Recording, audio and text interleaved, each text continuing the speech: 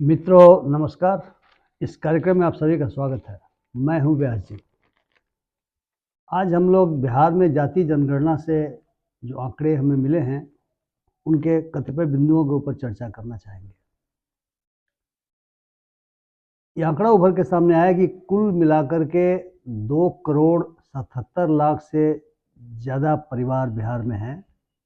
यानी अगर हर परिवार में हम 5 लोगों की जनसंख्या को जोड़ें तो मोटे तौर पर 14 करोड़ से ज़्यादा बिहार की जनसंख्या हो जाती है।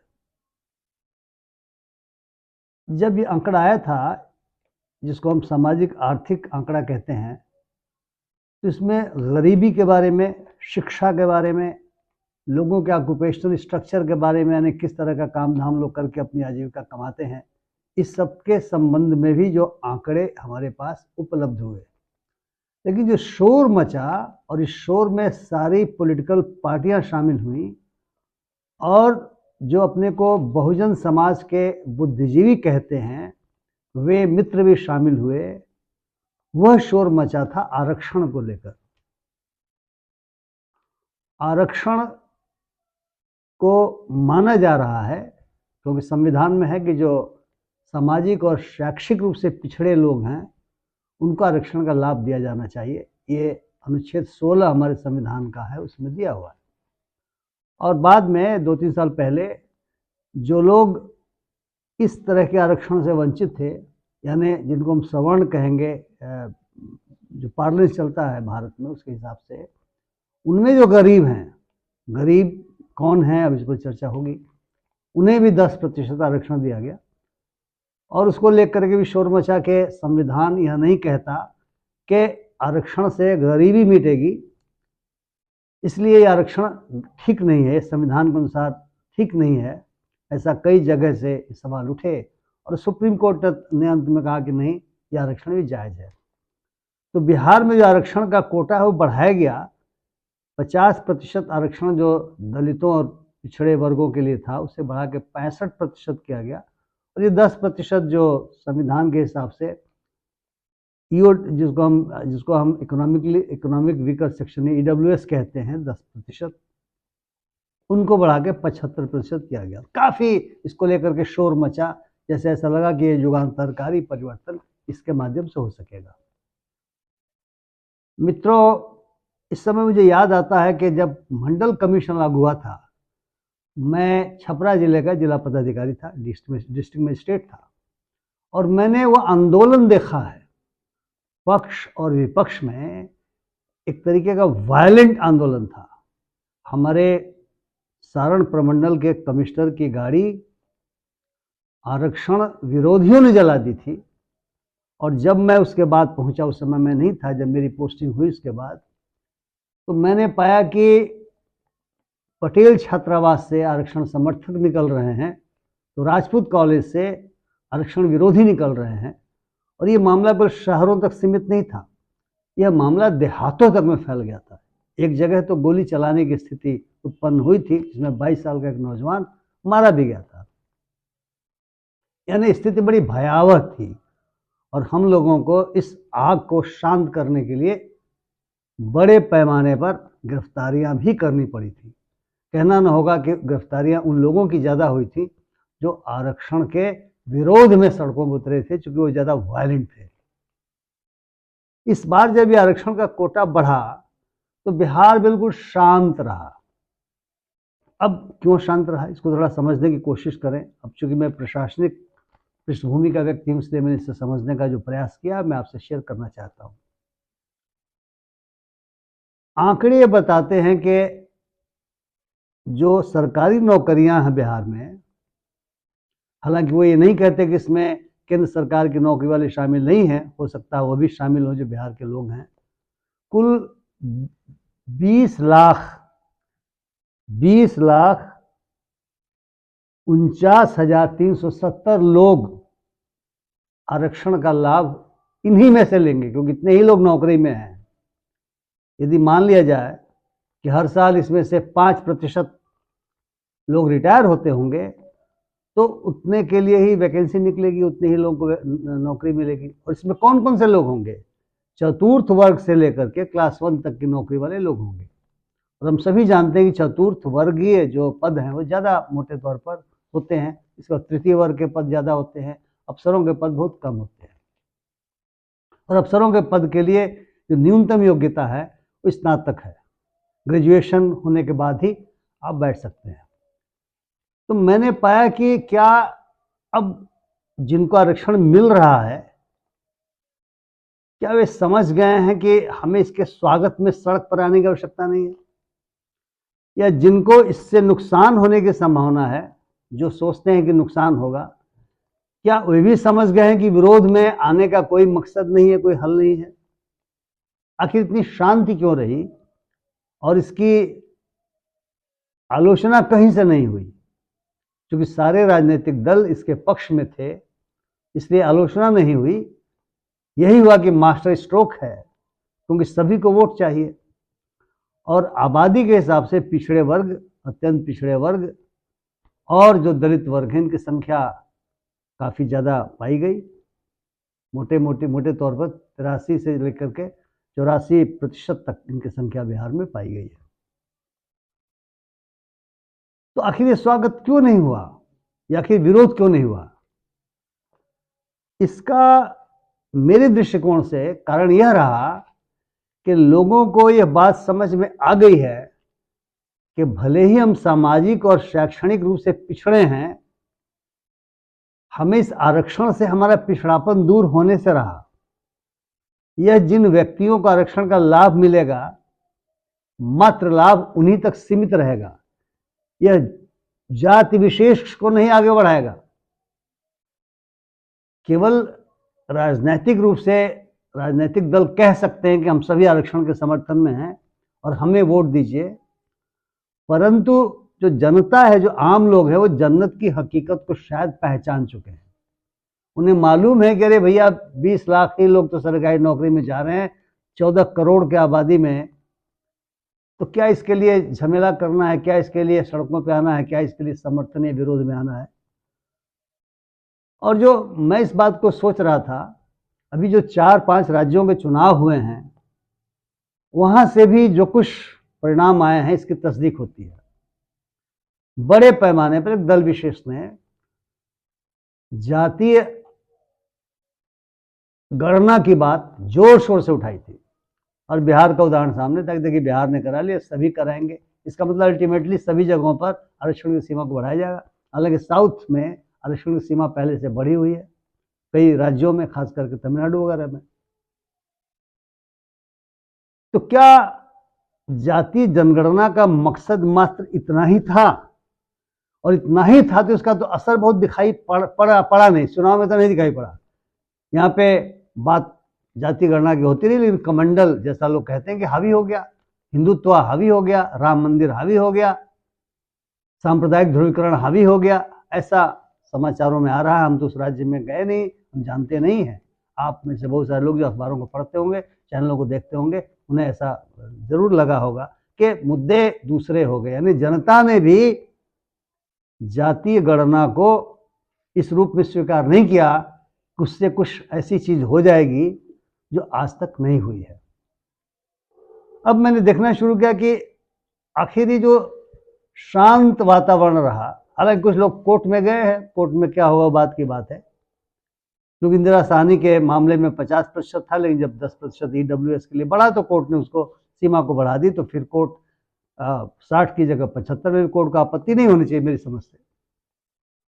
तो पता ही चल रहा है कि मात्र आरक्षण दे देने से इस प्रदेश का या देश में जो सामाजिक रूप से पिछड़े हैं, शैक्षणिक रूप से पिछड़े हैं, उनका भला नहीं होने जा रहा है। ये एक राजनीतिक मामला है, एक मुद्दा है कि लोगों को लगता है कि साहब आरक्षण से उनको स्वर्ग मिल जाएगा। ऐसा होने नहीं जा रहा है, क्योंकि बिहार में 20 लाख हम देख रहे हैं कि बस इतने ही पद हैं, और अगर रिटायरमेंट 5% माने तो अंदाजा लगाए कि 1 लाख मोटे तौर पर नौकरियां अवेलेबल होंगी, उसी में से आपको जितना आरक्षण मिलना हो मिलेगा। और अगर डेटा देखा जाए अन्य राज्यों का, कहते हैं 5 वर्षों में हमने 1,65,000 नौकरी दी। इस तरह की बातें उभर के सामने आ रही है। हालांकि घोषणा हुई थी राष्ट्रीय स्तर पर कि 2 करोड़ लोगों को जॉब मिलेगा, जिसमें केवल सरकारी नौकरी नहीं शामिल थी, अन्य नौकरियां भी शामिल रही होंगी, लेकिन ढाक के 3 पात्र उस तरह की बातें जो आ रही हैं, जो आंकड़े हैं उस तरह से आंकड़े नहीं आ रहे हैं। तो जो शिक्षा के मैंने आंकड़े देखे, जो स्नातक बनने के लिए जो कितने लोगों ने स्नातक तक पढ़ाई की है, तो ऐसे आंकड़े आए कि ज्ञात हुआ कि साहब जो पिछड़े वर्ग हैं वो 6.77% लोग ही स्नातक हैं, अति पिछड़े में 4.27 हैं, अनुसूचित जाति में 3.05 हैं, अनुसूचित जनजाति में 3.40% है। अब यदि आप शैक्षणिक रूप से व्यवस्था न करेंगे राज्य के रूप में लोगों को आगे बढ़ाने का, यानी ग्रेजुएशन तक अगर शिक्षा देने की व्यवस्था पर्याप्त ढंग से नहीं होती है, तो स्वाभाविक है कि अधिकारी या ऑफिसर बनने की तो क्षमता बहुत कम लोगों में होगी। अगर शिक्षा का स्तर नहीं सुधरेगा तो भले ही वो ग्रेजुएशन कर लेंगे, लेकिन वो इन परीक्षाओं में बैठेंगे तो उन्हें फायदा नहीं होगा। इसका मतलब ये हुआ कि चौतरफा काम करने की आवश्यकता है। शिक्षा के क्षेत्र में अधिकांश लोगों को, अधिकाधिक लोगों को ग्रेजुएट बनाने की आवश्यकता है। इंजीनियरिंग ग्रेजुएट्स भी मैं देख रहा था, उनकी भी संख्या बहुत ज़्यादा नहीं है। उनकी जो संख्या उभर के सामने आई है वो 3.92 लाख ही लोग इंजीनियरिंग पास किए हैं और 74,000 मात्र MBBS हैं, उसमें MD भी शामिल होंगे। स्नातकोत्तर की संख्या तो और भी खराब है। पिछड़े वर्गों में 0.81%, अति पिछड़ा में 0.43%, अनुसूचित जाति में 0.28% और अनुसूचित जनजाति में 0.27%। तो अगर शिक्षा को नहीं बढ़ाएंगे तो निश्चित तौर से ये जो 20,49,000 लोग हैं और जो हर साल मोटा मोटी अगर 1 लाख मान लिया जाए वैकेंसी, इसमें चतुर्थ वर्गीय से लेकर अधिकारी तक शामिल हैं, तो आप समझ सकते हैं कि इससे कितना लाभ लोगों को होने जा रहा है। नहीं होने जा रहा लाभ, ये केवल लॉलीपॉप है, मैं समझता हूँ लॉलीपॉप है। और इसको लेकर के जिनको आरक्षण नहीं मिलता, वे अलग तरीके से सोचते हैं कि साहब दूसरों को मिल रहा है, क्योंकि लॉलीपॉप है। और इसी के आधार पे आपने शिक्षण संस्थाओं में भी आरक्षण के लिए व्यवस्था कर दी है। अरे भाई, जो पढ़ना चाहता है, क्योंकि जो राइट टू एजुकेशन है, राइट टू एजुकेशन की बात हमारे directive principles of state policy में की गई है। यदि मैं पढ़ना चाहता हूँ, योग्यता रखता हूँ, तो मेरे लिए तुम सीट दो ना उस कॉलेज में। अगर नहीं दोगे तो चाहे बिहार हो चाहे देश के अन्य हिस्से हो, वे बड़े ही कमजोर रह जाएंगे, शिक्षा के मामले में कमजोर रह जाएंगे। इसलिए शिक्षण संस्थाओं में अगर आप सीटें नहीं बढ़ाते, केवल आप नौकरियों में आरक्षण का झुंझुना थमा देते हैं, तो लोगों को जन्नत की हकीकत, जैसे मैंने कहा कि पता है, उन्हें मालूम है जन्नत की हकीकत, मगर दिल बहलाने को गाली बेख्याल अच्छा है। इन चुनावों ने साबित कर दिया कि साहब आप शोर मचाते रहिए जाति जनगणना का, कमंडल भारी पड़ जाएगा, राम मंदिर भारी पड़ जाएगा, सांप्रदायिक ध्रुवीकरण भारी पड़ जाएगा, छोटी घटना को भी बड़ी घटना बना करके, और जातियों ही नहीं, समाज के जो धार्मिक ग्रुप हैं उनके बीच भयानक ढंग से नफरत फैलाई जा सकती है और लोग उस नफरत के आधार पर ही वोट दे सकते हैं। इमोशनल मामला है, इमोशन से हम भारतीय गाइड होते हैं, हम इमोशन के आधार पर गाइड होकर के अपना निर्णय वोटों का देते हैं। दूसरी बात जो मैं देख रहा था वो ये देख रहा था शिक्षा के अलावा कि भाई ऑक्यूपेशनल स्ट्रक्चर क्या है हमारे प्रदेश का, और ये देश की भी स्थिति ऐसी ही होगी। पता चल रहा है कि कुल आबादी का 7.70% खेती किसानी में लगे हुए हैं और 2,18,65,000 के आसपास यानी 16.73% श्रमिक हैं, लेबरर हैं, मजदूर हैं। अब खेती में जो लगे हुए हैं उनको इंडस्ट्री में ले जाने का रास्ता अगर नहीं बनाएंगे तो निश्चित तौर से गरीबी दूर नहीं होगी, क्योंकि जो 6,000 रुपये मासिक तक जिन लोगों की आमदनी है परिवारों की, वो 34% है, और 10,000 तक की आबादी को अगर उसमें जोड़ दें तो भी 27% हो जाती है, यानी मोटा मोटी 62% लोग इस तरह के हैं जो 10,000 मासिक से कम पाते हैं। अब उस 10,000 मासिक में क्या कर पाएंगे, आप सोच लीजिए। और अगर यहीं पर हम आरक्षण के क्रीमी लेयर को जोड़ दें तो उसमें 8 लाख सालाना वालों को कहा गया है कि इसके अंदर के लोग आरक्षण के लाभ उनको मिलेगा। तो जिसकी आमदनी 6,000 मासिक यानी 72,000 सालाना है, जिसकी मासिक आमदनी 10,000 मासिक है यानी 1,20,000 सालाना है, उसके बच्चे कहाँ इस आरक्षण का लाभ उठा पाएंगे? क्योंकि 8 लाख तक वाले को लाभ उठाना है तो स्वाभाविक शिक्षा भी ठीक से ग्रहण नहीं कर पाएंगे, भोजन भी ठीक से नहीं मिल पाएगा, यानी नेचर और नर्चर जिसको कहा जाता है, नर्चरिंग प्रॉपर तरीके से नहीं होगी तो काबिल नहीं हो पाएंगे, अभिशप्त होंगे केवल और केवल वर्ग 4 की नौकरियां करने में। अगर सरकार में जाना चाहे तो, सरकारी नौकरी में जाना चाहे तो, आरक्षण का लाभ लेना चाहे तो, या फिर असंगठित क्षेत्रों में जाना चाहेंगे। असंगठित क्षेत्रों में कुल मिलाकर के 2.14% निजी नौकरियों में है, और या तो खेती किसानी में 7.7% या श्रमिक हैं जो लगभग 16 पॉइंट समथिंग यानी 17% के आसपास है। तो हमें अगर इंडस्ट्री यानी एमएसएमई सेक्टर को हम नहीं बढ़ाएंगे, ये जो सरप्लस मैन पावर है, इस सरप्लस मैन पावर को हम एब्जॉर्ब नहीं कर पाएंगे, इसलिए गरीबी दूर नहीं हो पाएगी। यानी गरीबी दूर करने का मतलब, पिछड़ापन दूर करने का मतलब, जिसमें सामाजिक पिछड़ापन भी शामिल है, वो यह होगा कि पढ़ाई को महत्वपूर्ण बनाया जाए, मजबूत बनाया जाए। मुझे खुशी है कि बिहार में इस समय पढ़ाई को मजबूत बनाने का अभियान चल रहा है, लेकिन सीटें आप कम कर देंगे तो कैसे होगा? अच्छे प्रोफेसर चाहिए, अच्छे शिक्षक चाहिए, सीटें पर्याप्त चाहिए।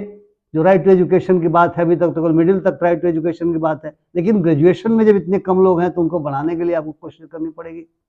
बिहार में इंजीनियरिंग कॉलेज काफ़ी खोले गए हैं, मेडिकल कॉलेज भी खोले जा रहे हैं, लेकिन उनके लिए जो फीडर है वो फीडर बढ़िया अगर नहीं होगा तो फिर जो लोग गरीब हैं वे आगे नहीं बढ़ पाएंगे। इसलिए शिक्षा को सुदृढ़ करने की बात है, और जो सरप्लस मैन पावर है, जो खेती में है, जो मिस्त्री के रूप में है या मजदूर के रूप में है, इसको तो बिना पढ़े इसकी तो कुल मिलाकर के जो जिसको हम निगोशिएटिंग कैपेसिटी कहते हैं, बार्गेनिंग पावर कहते हैं, वो भी नहीं बढ़ेगा। और अगर इसको हम खपाएंगे नहीं इंडस्ट्रीज में, एमएसएमई सेक्टर में, तो फिर वो गरीबी इत्यादि और सामाजिक विषमता दूर करने की बात हवा में रह जाएगी। इसलिए मेरा ये कहना है, मेरी सोच ये है कि केवल आरक्षण पर फोकस करना ये इलाज नहीं है। पॉलिटिकल इकोनॉमी में सभी अपना स्थान चाहते हैं, सभी ये चाहते हैं कि हमको मुफ्त का खाना मत दो, हमको मेहनत दो ताकि हम मेहनत का लाभ उठा सकें। जब तक मेहनत का लाभ उठाने की व्यवस्था नहीं है तो आपके मुफ्त के खाने से वोट तो मिल जाएगा आपको, जो मिल रहा है वोट, लेकिन इससे समाज आगे नहीं बढ़ेगा, समाज बेहतर नहीं होगा, विकसित नहीं होगा। आप नारे लगाते रहिए, विकसित भारत, विकसित बिहार, न्याय के साथ विकास आप करते रहिए, लेकिन सड़कें बना देने से, एयरपोर्ट बना देने से विकास का लाभ नीचे तक पहुंचे कोई जरूरी नहीं है। ट्रिकल डाउन थियरी फेल हो चुकी है। इसलिए इंडस्ट्री बनाना पड़ेगा, एमएसएमई सेक्टर जो ज़्यादा रोजगार देता है, और उसमें इन लोगों को एब्जॉर्ब कराने की कोशिश करनी पड़ेगी। मात्र कुछ राशि दे करके सोचेंगे कि घर घर व्यवसायी बन जाएगा तो संभव कुछ सीमा तक हो सकता है। घर घर व्यवसायी बने तो क्या करेगा? कुछ परचून की दुकान खोल लेगा। कंजम्पशन के लिए जरूरी है कि लोगों की आमदनी बढ़े, उनके जेब में पैसा जाए, और जेब में पैसा तो काम से जाएगा। ठीक है, कुछ लोग इंफ्रास्ट्रक्चर डेवलपमेंट जो हो रहा है, या जो स्टेट कैपिटल इन्फ्यूज़ कर रहा है, कैपिटल एक्सपेंडिचर कर रहा है, उससे कुछ लोगों का होगा, लेकिन इलाज यही है कि जो सरप्लस मैन पावर है, वो सरप्लस मैन पावर इंडस्ट्री में जाए, एमएसएमई सेक्टर को बढ़ाया जाए। तो मित्रों, मेरा ये कहना था कि ये जो आंकड़े हैं बड़े महत्वपूर्ण आंकड़े हैं, और उन आंकड़ों के आधार पर ऐसी योजनाएं जरूर बनाए जाने की आवश्यकता है, जो योजनाएं बिहार को गरीबी के सीमा रेखा से नीचे जो लोग हैं उनको उठा सके। और यही शायद देश का भी आंकड़ा आएगा। ये देश के आंकड़ा इससे कोई बहुत भिन्न नहीं होगा। इसे समेकित रूप से, अब इसे केवल राजनीतिकों के सहारे छोड़ देंगे तो उनको तो वोट चाहिए, वो तो शॉर्ट टर्म में चीज़ों को देखते हैं, लॉन्ग टर्म में नहीं देखते हैं। लेकिन बुद्धिजीवियों को देखना पड़ेगा, जो सिविल सोसाइटी है उसको देखना पड़ेगा, और उन लोगों को देखना पड़ेगा जो अपने को कंसर्न सिटीजन कहते हो। सरकारों पर दबाव बनाना पड़ेगा। मित्रों, मुझे यही कहना था। आशा है कि मेरी बात आपने पसंद की होगी। अगर पसंद किया हो तो शेयर करें, लाइक करें, और मेरे चैनल को सब्सक्राइब करें। बहुत बहुत धन्यवाद। नमस्कार।